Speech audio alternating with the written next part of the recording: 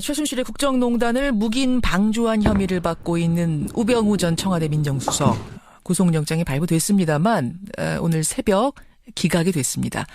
결국 검찰은 불구속 상태로 수사를 마무리한다, 기소한다 이런 방침을 세우고 있죠. 이렇게 해서 국정농단 수사는 사실상 마무리 수순으로 가고 있는 겁니다. 참 온 나라를, 온 국민을 경악해 했던 국정농단 사건. 그런데 이 사건을 무려 2년 전에 경고했던 사람이 있습니다. 바로 박관천 전 청와대 행정관. 청와대 민정수석실에 근무하면서 정윤회 비선 활동을 그 실상을 담은 보고서를 작성했던 당사자입니다. 하지만 이게 누군가의 눈엣 가시가 되면서 결국은 옷을 벗어야 했죠. 당시에 박관천 경정이 검찰 조사를 받으면서 했던 말이 있습니다. 우리나라 권력 서열 1위는 최순실이다. 근데 왜 그때 아무도 이 말에 주목하지 않았을까요? 라디오 첫 인터뷰입니다. 박관천 전 청와대 행정관, 박관천 전 경정 만나보죠. 박관천 행정관님 안녕하세요. 예, 안녕하세요. 한참 동안 침묵의 시간을 가지셨어요. 네, 예. 참 하고 싶은 얘기가 많으셨을 텐데 지난 가을부터 특히 어떻게 꼭 참으셨어요? 지금도 우리 앵커님께서 과거에 제가 한 이야기를 말씀을 하시니까 예. 좀 이렇게 감정 통제가 잘 안 돼요. 왜냐하면은 그때 겪었던 여러 가지 일 때문에 아직도 많은 제가 제 혼자 트라우마를 갖고 있다고 생각하면 좀 이기적인 표현일까요? 가족들도 많이 아픔을 느끼고 있죠. 트라우마. 그냥 그 당시 2년 전에 일을 읽기만 해도 듣기만 해도 트라우마가 생길 정도로 감정 통제가 어려운 상황. 그래서 그동안은 좀 참고 계시다가 이제 언론에 좀 나서서 이야기를 해야겠다 결심을 하신 건요? 어떤 계기로? 이것 때문에 가장 큰 피해자는 저는 국민이라고 봅니다. 예. 국민께서 가장 마음 아파하셨잖아요. 그럼요. 그래서 이제 이런 사태가 다시 일어나지 않으면 안 되겠다는 그런 생각을 합니다. 그래서 그 원인도 한번 짚어보고 또 이런 실수를 방지하기 위한 방안이 무엇가를 좀 생각하는 그런 차원에서 제가 말씀을 드리게 되었습니다. 그렇게 된 거군요. 예. 사람들이 가장 궁금해하는 건 2년여 전에 검찰 조사 받으면서 박관천 행정관이 하셨다는 그 유명한 말. 우리나라 권력 서열 1위는 최순실, 2위는 정윤회, 3위가 박근혜 대통령이다. 예. 그때는 우리가 최순실이 누군지도 모를 때였는데 어떻게 이런 확신을 하게 되신 거예요? 그때 제가 2014년 4월부터 소위 이제 특검과 가족 관리를 했거든요. 예. 그러면서 제가 이제 그러면 그 사람들은 저한테 감찰 대상이지 않습니까? 그렇죠. 그러면서 여러 정보를 수집하고 또 그걸 분석하고 또 증거를 모으는 과정에서 그런 확신을 가지게 된 거죠. 이 발언을 할 때는 누군가 좀 알아듣고 견제를 해달라 이런 의도를 담아서 하신 말씀인 거죠?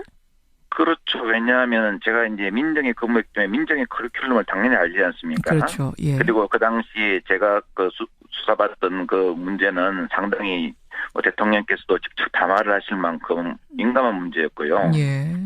그러면은 당연히 수사하는 과정에서 제가 말은 대통령께 보고될 거고 그러면 대통령께서도 이들의 진행을 경계하실 거라고 생각했죠. 그렇게 생각하시죠. 그런데 어떤 면으로 보면 좀 안타깝죠. 왜냐하면은 큰 나쁜 일이 있기 전에는 전조현상이 있지 않습니까? 반드시 있죠. 예, 그런데 그 전조현상이 다 이제 보면은 좀 이렇게 아픔이 있다는 것은 저도 공직자의 한 사람으로서 참 안타깝게 생각합니다. 여하튼 그리 해서 지금 검찰 수사, 특검 수사, 다시 검찰 수사를 거치면서 박근혜, 김기춘, 조윤선, 안종범, 정호선 구속이 됐습니다. 그리고 오늘 우병우 전 수석은 구속영장 청구됐는데 이거는 기각이 됐어요. 오늘 요걸 보면서는 어떠셨어요? 대통령을 지금 잘못 보자면 우리가 사실 아닙니까? 그러니까요. 대통령을 잘못 보자 해서 대한민국과 풍랑의 쌀위기를 초래한 작감의 상황에 대해서 당시 청와대에서 대통령을 모셨던 사람은 저를 비롯해서 모두가 애인이고 누구도 떳떳하다고 말할 수 없습니다. 그런 사태 막으라고 국민들께서 저희에게 월급을 주셨는데 참 소위 밥값을 못한 건 사실 아닙니까? 밥값을 못한 건 사실 아니야? 오늘 구속이 되느냐 마느냐 이 문제가 아니라 우병우 전 수석 당시 그 높은 자리에 있으면서 중요한 위치에 있으면서 밥값 못한 건 사실 아니냐 이 말씀이세요? 그렇죠. 왜냐하면 사법부의 판단을 자체하더라도 대통령께서 잘못된 방향으로 국정 운영을 하면 이를 바로잡을 수 있도록 해야 하는 것이 민정이 고유 업무입니다. 당연합니다. 당연합니다. 더 이상 무슨 말이 필요합니까? 그런 상황에서도 만약 국민들 앞에 반성하는 모습을 보이지 않는다면 예. 국민들이 가슴에 상처를 낸 사람이 그 상처에 소금 뿌리는 행동이죠. 그래 해서는 안 됩니다. 그러네요. 적어도 공직자라면은. 예. 그리고 지금에 와서 전부 다 사람들이 최순실 씨를 몰랐다고 다들 강하게 부인하지 않습니까? 지금 우병우 전 수석도 몰랐다는 거거든요. 끝까지 몰랐다는 거거든요. 2014년 1월에 작성된 문건에도 최순실의 형태가 일부 언급돼 있었고 예. 2015년에 제가 구속 중에 한 말도 언론에 보도가 됐습니다. 국민들께서 상식적으로 판단하는 문제지만 예. 가사 몰랐다고 한다면 그것도 문제죠. 예. 정말 이 사건 조사 과정 보면서 미끌미끌 너무 잘 빠져나간다고 해서 법꾸라지라고 불렸던 사람이 이제 우병우 전 수석인데 예. 그보다도 더한 미꾸라지 끝까지 빠져나간 사람도 있습니까? 얼마 전에 어떤 보도에 보면은 최순실 씨로부터 예. 매년 수천만 원씩 받았다. 이런 보도도 나왔더라고요. 안봉근, 이재만 두 예. 비서관 말씀하시는 겁니까? 예, 정호성 비서관도 있고 예. 있더라고요. 대련에 있는데 최순실 씨는 민간인입니다. 예. 민간인의 돈이 고위공무원 신분인 소위 그또 대통령의 최측근에게 비서관에게 갔다는 것은 일반 상식적으로 보아도 문제가 있다고 생각됩니다. 그러니까 그 문고리 3인방한테 최순실이 수천만 원을 매년 줬다는 게 지금 최순실 씨 수첩에서 나온 거죠? 특검이 확보한. 네, 저도 언론 보도상에서 그렇게 맞습니다. 확인했습니다. 그렇습니다. 예. 그 이유는 분명히 규명돼가지고 국민들로부터 또 다른 의혹을 받아서는 안 된다고 생각합니다. 아니 최순실 씨가 이 문고리 3인방 비서관한테 왜 매년 수천만 원씩을 건넸을까요? 이건 글쎄요. 제 추측에 보면은 특정한 돈은 아닌 것 같습니다. 왜냐하면은 예. 우리가 예를 들어서 그 사람들은 공무원 신분이었지 않습니까? 예. 민간인에게 돈 받으면 안 됩니다. 아무 이유 없이 최순실 씨가 어떤 사람인지 어떤 관계라고 제가 말씀드리기는 곤란하지만 아무 이유 없이 수천만 원 줄 일이 있습니까? 그렇죠. 뭔가 대가를 바라고 줬었을 것이다. 이 말씀. 혹시 지금 당정청에 예. 아직도 최순실 라인, 십상시 이런 사람들 존재합니까? 아마 제가 알기로는 예. 그렇습니다. 그분들 스스로가 알 수 있을 거라고 생각합니다. 즉 최순실 라인, 십상시라는 말에 대해서 예. 본인들 스스로가 관련된 사람은 더 잘 알고 있을 거라고 생각됩니다. 아, 지금 뜨끔뜨끔 찔려하고 있는 사람들이 있을 거라고 보시는군요. 스스로는 아니까. 그렇죠. 그분들께 제가 감히 어줍지 않은 말씀을 한 말씀 드리자면 예. 연극 끝났습니다. 괜히 불안해하지 말고 스스로 무대를 내려오는 게 맞습니다. 연극 끝났습니다. 이제 무대 내려오십시오. 연극이 끝났는데 배우가 무대에 있으면은 물세례 맞습니다. 물세례 맞는다. 물세례 맞고 끌려 나오기 전에 알아서 내려오시오. 그게 저는 그런 행동이라고 생각합니다. 제가 그분들이 누구냐고 실명 여쭤도 말씀은 안 하실 것 같으니까 하여튼 있다. 존재한다. 이제 연극 끝났으니 그만 자진해서 내려와라. 라는 경고 그분들한테 드리면서 박관천 행정관님. 예. 특히 김기춘 전 비서실장 이분 보면은 여러 가지 만감이 교차하실 것 같아요. 그렇죠. 아니라고 하면 거짓말입니다. 그렇죠. 청문회에서 근데 이 김기춘 실장이 정윤회 문건은 내가 시키지도 않은 일이다. 이렇게 얘기를 했거든요. 왜 웃으세요? 예. 저는 국민의 모성이었습니다. 그러면 제가 분명히 말씀드려야 될 거 말씀드려야 된다고 생각합니다. 물론이죠. 정윤회 문건은 김 전 실장의 지시에 의해서 조사가 이루어졌고 그 지시에 대한 1차적 결과를 보고서로 작성한 것이 분명합니다. 그 문건을 작성하는 과정에서는 민감한 부분이 많아서 여러 번 7, 8번의 수정을 할 만큼 민감한 사항을 예. 김 전 실장의 지시 없이 보고서를 만들어서 가져왔다. 그런 기본적인 상식에도 맞지 않고요. 예. 그러니까 옛 부하 직원의 우리 김 전 실장님께 드리는 쓴소리, 고언이라고 제가 참 하나를 들으신다면 예. 좀 재판을 받으시더라도 당신께서 살아온 인생의 계정만큼 명예를 좀 지키시면서 받으셨으면 합니다. 일시적인 수고를 드러내시기 위해서 거짓말로 국민께 아픔을 들이신다면은 예. 이건 정말 국민들을 화나게 하는 것은 물론이거니와 여태까지 당신께서도 평생 쌓아오신 답을 스스로 무너뜨리는 것입니다. 이제 남은 재판이라도 정직하게 받아서 마지막 남은 명예라도 지켜라. 이런 지금 고언하셨어요. 근데 박관천 행정관님, 예.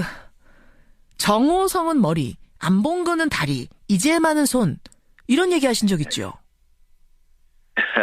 예. 이런 유명한 얘기가 있습니다. 이게 무슨 의미입니까? 이제 아무래도 그 말씀이 그런 취지겠죠. 어떤 그 사례가 깊죠. 정호성 전 비서관요. 예. 그다음에 이제 뭐 안봉근 씨나 이재만 비서관은 이것을 직접 실행하는 그러한 역할을 갖다가 제가 빗대어서 이야기한 그런 이유겠죠. 일단 정호성, 그러니까 쉽게 말하자면 정호성 비서관이 브레인, 나머지 두 사람이 행동대장, 뭐 이런 식이었다. 참 안타깝습니다. 행동대장이라는 표현까지 받는다는 게. 예, 그러네요. 참 공무원으로서 예. 안타깝죠. 저도 말하면서 안타깝네요. 그러면 최순실 씨가 이권 개입했듯이 예. 이 문고리 3인방, 막강한 권력을 휘둘렀던 문고리 3인방의 이권 개입은 없었습니까? 제가 멍석말이 당할까 봐 거짓말은 못하겠습니다. 예. 지난번 제가 타방송사의 인터뷰에서도 소위 문고리 3인방이나 십상시라고 일컬어지는 사람들의 행동에 문제가 없었냐는 질문에 예. 제가 이렇게 말씀드렸습니다. 그 업무를 하였던 사람으로서 양심상 없었다고 말씀드릴 수 없다. 제가 이렇게 말씀드렸습니다. 왜냐하면은 방송의 말은 국민들께 드리는 말입니다. 예. 거짓말을 하면 안 되죠. 물론이죠. 뭐 구체적인 제가 여기까지 말씀드릴 수는 없지만 그 사람들의 행동에 대해서도 문제는 있었고 그런 것이 상당히 포착이 됐었습니다. 포착이 됐었다. 그러면 지금 이제 검찰이 일단은 마무리를 합니다만 기소하기 위해서 네. 앞으로도 이 문고리 3인방 특히 지금 안봉근 이재만 이 두 사람은 뭐 활보를 하고 다니는데 이 두 사람에 대한 수사는 반드시 더 추가로 돼야겠군요. 그 부분에 대해. 근데 이제 우리가 사정에서 포착한 거 하고 예. 그다음 또 검찰에서 수사를 해서 기소를 하는 문제는 더 엄격한 증명을 요구하는 거죠. 물론이죠, 그건. 예, 그렇기 때문에 나중에 검찰에서 필요하다면은 예. 수사를 하지 않겠습니까? 알겠습니다. 예. 참 오늘 여러 가지 이야기들 나눴는데 끝으로 박관천 전 행정관이 보시기에 이번 사건을 계기로 제일 변화가 필요하다 생각하는 부분, 이것만은 국민들이 좀 알아주십시오 하는 부분 있다면 말씀해 주시죠. 참, 대선도 얼마 안 앞두고 있어가지고 제가 이런 말을 하면 정치적으로 했을까 상당히 염려가 됩니다. 예. 근데 저는 어떤 분이 되시더라도 대통령이 되시면 공식적인 조직과 원활한 소통으로 쓴소리도 들으셔야 소위 비선에 의지하는 그런 사태가 안 일어난다고 생각합니다. 쓴소리도 좀 들을 줄 아는 대통령이 됐으면 좋겠다. 예. 새로 되시는 분. 왜냐하면은 이 대통령께서 쓴소리를 듣는다는 것은 물리적인 어떤 사무실 배치라든가 이런 거리가 중요한 것이 아니고 예. 내가 쓴소리를 들어야 했다는 마음의 문을 여는 국정 운영의 마인드가 중요하다고 생각됩니다. 예. 문을 닫아버리면 아무리 가까이 있어도 문 밖에 있는 거대가 돼버립니다. 그러네요. 이 틈을 비선이나 측근들이 노리죠. 한때 측근 비서관들을 문고리 3인방하고 지칭한 이유가 이들이 대통령 곁에서 소통의 문을 찌고 있었기 때문에 이걸 이야기하는 거죠. 그렇죠. 이들이 문을 닫히면은 물리적 지근거리에 있는 황관이나 비서들이 이 자리를 메꾸는데 역사적으로 볼 때 중국의 대명제국도 황관 위충현의 농단에 의해서 멸망의 길을 걷게 됐지 않습니까? 예. 소위 공식 조직에 쓴소리를 들으시고 좀 생각하시고 판단하시는 그런 분이 되셔야 국정 운영이 잘 되지 않을까 저는 이렇게 생각하고 이래야만이 국민들이 지금 쓰라린 가슴도 좀 보듬어 줄 수 있지 않을까 하는 그런 생각을 합니다. 비선, 환관에 의존하지 말고 공식 라인의 쓴소리를 듣는 대통령, 그런 대통령이 반드시 탄생했으면 좋겠다. 저도 똑같은 말씀 전하면서 오늘 귀한 시간 고맙습니다. 아닙니다. 감사합니다. 예, 박관천 전 청와대 행정관, 박관천 전 경정이었습니다. 청와대 민정수석실에 근무하면서 정윤회의 비선 활동을 그 실상을 담은 보고서를 작성했던 당사자입니다. 하지만 이게 누군가의 눈엣 가시가 되면서 결국은 옷을 벗어야 했죠. 당시에 박관천 경정이 검찰 조사를 받으면서 했던 말이 있습니다. 우리나라 권력 서열 1위는 최순실이다. 근데 왜 그때 아무도 이 말에 주목하지 않았을까요? 라디오 첫 인터뷰입니다. 박관천 전 청와대 행정관, 박관천 전 경정 만나보죠. 박관천 행정관님 안녕하세요. 예, 안녕하세요. 한참 동안 침묵에 구매하는 건 2년여 전에 검찰 조사 받으면서 박관천 행정관이 하셨다는 그 유명한 말. 우리나라 권력 서열 1위는 최순실, 2위는 정윤회, 3위가 박근혜 대통령이다.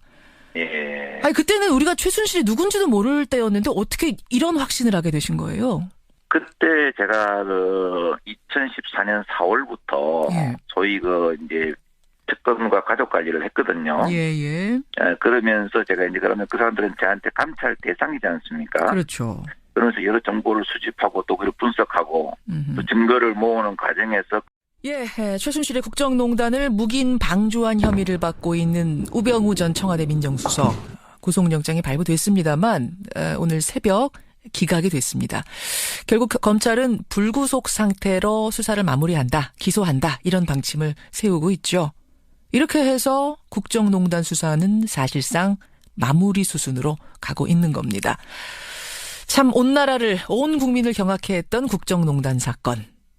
그런데 이 사건을 무려 2년 전에 경고했던 사람이 있습니다. 바로 박관천 전 청와대 행정관. 시간을 가지셨어요. 예. 참 하고 싶은 얘기가 많으셨을 텐데 지난 가을부터 특히. 어떻게 꼭 참으셨어요? 지금도 우리 앵커님께서 과거에 제가 한 이야기를 말씀을 하시니까 좀 이렇게 감정 통제가 잘 안 돼요. 왜냐하면은 그때 겪었던 여러 가지 일 때문에 아직도 많은 제가 제 혼자 트라우마를 갖고 있다고 생각하면 좀 이기적인 표현일까요? 가족들도 많이 아픔을 느끼고 있죠. 아, 트라우마. 그냥 그 당시 2년 전의 일을 읽기만 해도 듣기만 해도 트라우마가 생길 정도로 감정 통제가 어려운 상황. 그래서 그동안은 좀 참고 계시다가 이제 언론에 좀 나서서 이야기를 해야겠다 결심을 하신 건요? 어떤 계기로? 이것 때문에 가장 큰 피해자는 저는 국민이라고 봅니다. 예. 국민께서 가장 마음 아파하셨잖아요. 그럼요. 그래서 이제 이런 사태가 다시 일어나지 않으면 안 되겠다는 그런 생각을 합니다. 그래서 그 원인도 한번 짚어보고 또 이런 실수를 방지하기 위한 방안이 뭘까를 좀 생각하는 그런 차원에서 제가 말씀을 드리게 되었습니다. 그렇게 된 거군요. 예. 사람들이 가장